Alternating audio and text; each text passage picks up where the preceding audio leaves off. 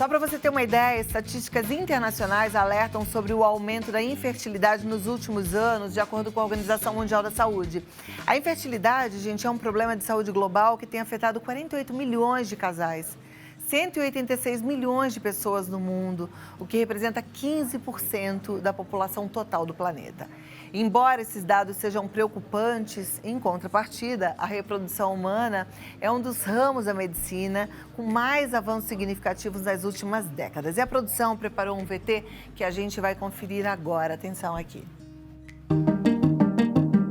De acordo com a Sociedade Brasileira de Reprodução Assistida, no Brasil, cerca de 8 milhões de indivíduos podem ser inférteis. A infertilidade pode ser causada por muitas razões, sejam fatores masculinos, fatores femininos, uma combinação de ambos e, inclusive, às vezes é possível não saber o motivo da infertilidade. De qualquer forma, tanto em mulheres quanto em homens, fatores ambientais e de estilo de vida, como o tabagismo, consumo excessivo de álcool, obesidade e exposição a poluentes ambientais, têm sido associados a menores taxas de fertilidade. Vamos entender mais sobre este assunto?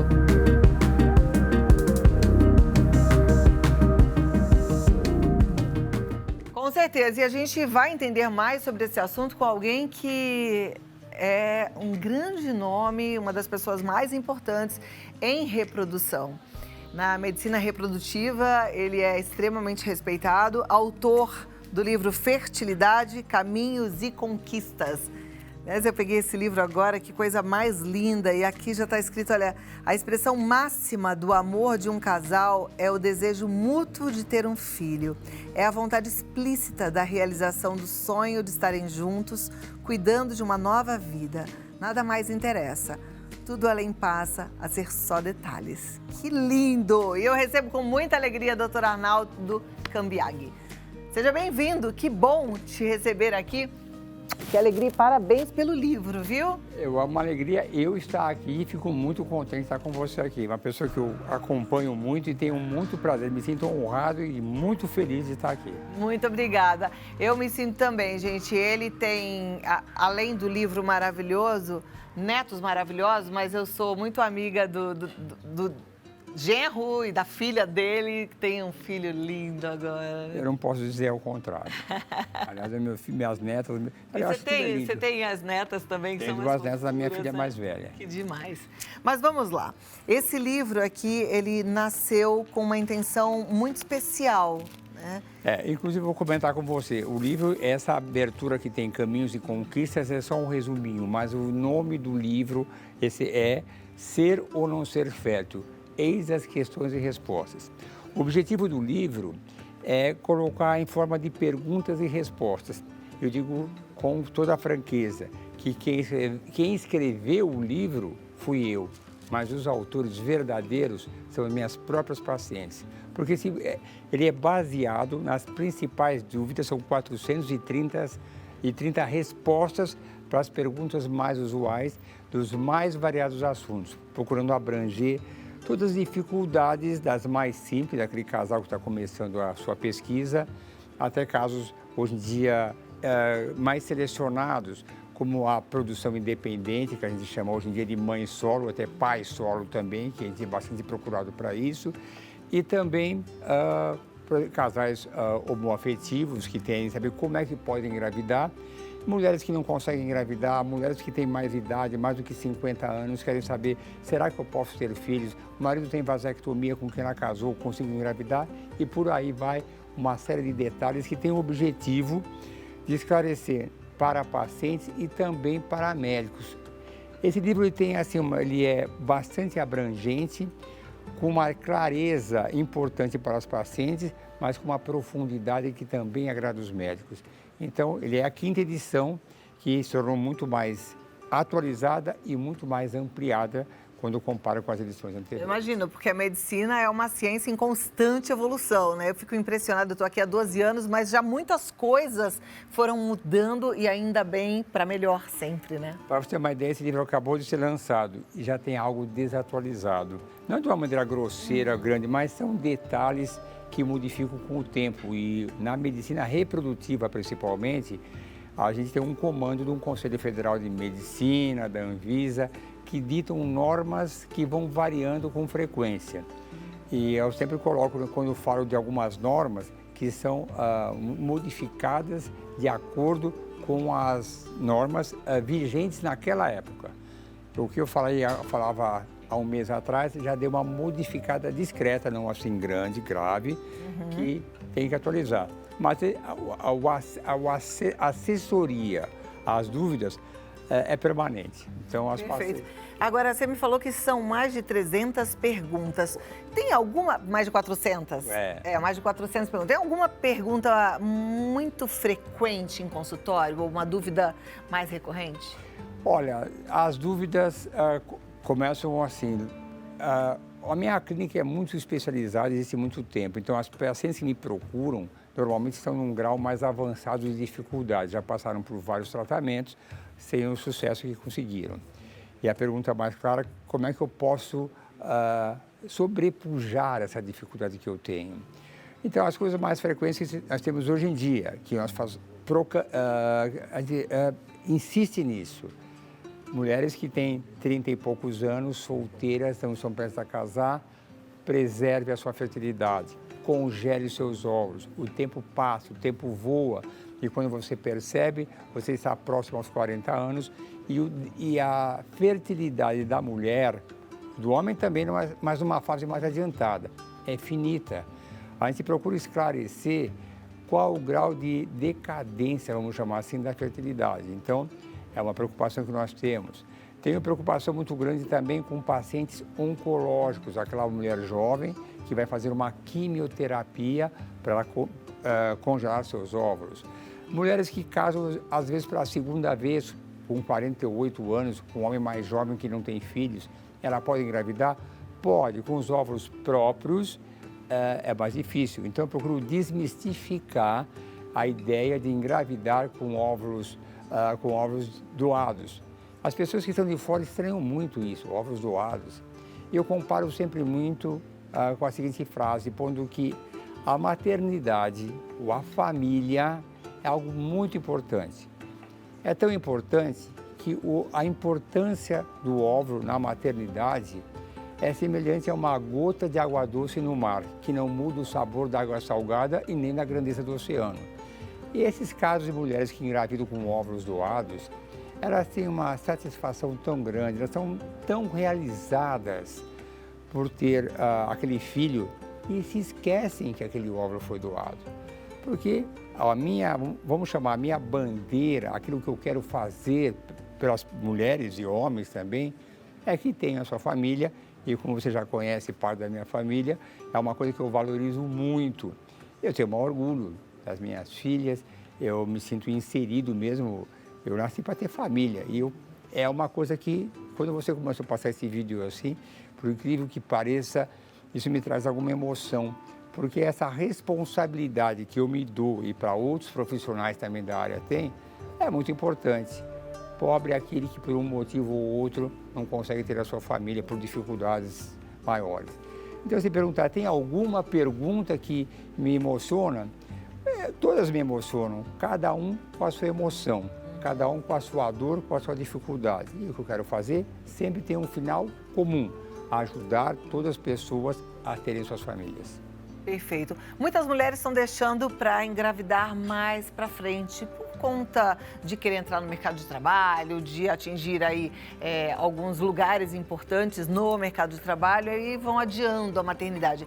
Eu falei de um número muito crescente de infertilidade. Neste número tem um grande percentual de mulheres que passaram da idade e que por isso não são férteis? Muitas, muitas. E a história sempre é a mesma. Eu conto a história. Hoje em dia, aliás, um dos assuntos que eu trato aqui é sobre a endometriose. A endometriose é um assunto que existe há muito tempo, mas hoje, com a história da Anitta, que se divulgou muito essa história, que é uma história muito característica das mulheres adiarem e serem aconselhadas, não, cólica é normal, não sei quem teve na família, só a tia eu tive. E a endometriose, no decorrer dos anos, por exemplo, não só dá aquela dor muitas vezes incapacitante que impede a pessoa de executar suas tarefas cotidianas, do trabalho, namorar, ter atividades sexuais, tem muitas dores, não conseguem, às vezes tem uma ligação afetiva maior, mas a endometriose também vai consumindo a reserva ovariana. E isso, no decorrer dos anos, vai cada vez complicando. Então, quando você vê uma jovem que ainda mesmo é solteira, você fala, vamos congelar seus óvulos. E essa história da endometriose é muito importante, eu vou lembrando de algumas histórias, uma delas que eu acho muito ilustrativa, é a história de uma jovem que veio com 22 anos com a mãe, e ela era muito triste, depressiva, e a mãe falava que ela não saía de casa, que não namorava ninguém, e por uma razão muito clara, ela não conseguia ter uma relação sexual, não tinha vontade de iniciar um relacionamento. E foi muito interessante, era uma indicação cirúrgica, nós fizemos a cirurgia, foi realizada, e foi muito bem, foi para casa, ela era de uma outra cidade, 3 meses depois ela voltou, assim que entrou na minha sala bonita, com os olhos brilhando, eu falei, você está namorando e está amando, como é que o senhor sabe? Porque a gente conhece, e era verdade, ela voltou à vida afetiva e à boa vida dela. Então, sempre é emocionante, não tem caso que não me emociona. Ver uma criança que a gente ajudou a nascer é emoção.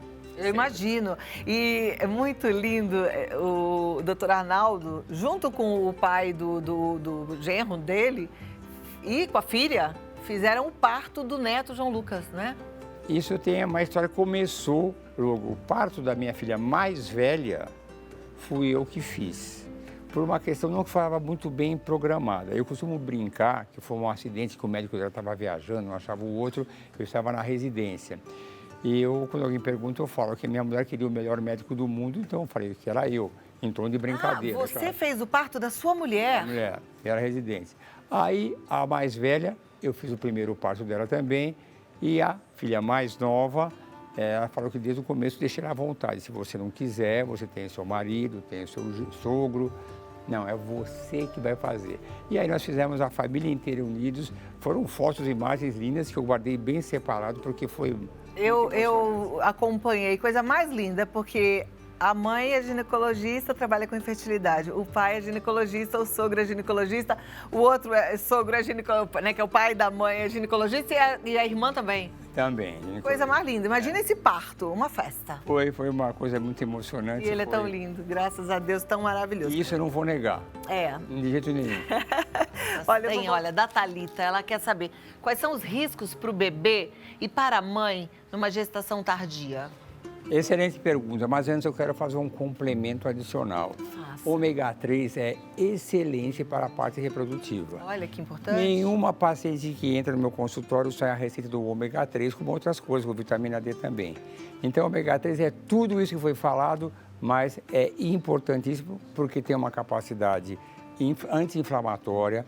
Nós todos, estou fazendo um comercial, mas é de coração.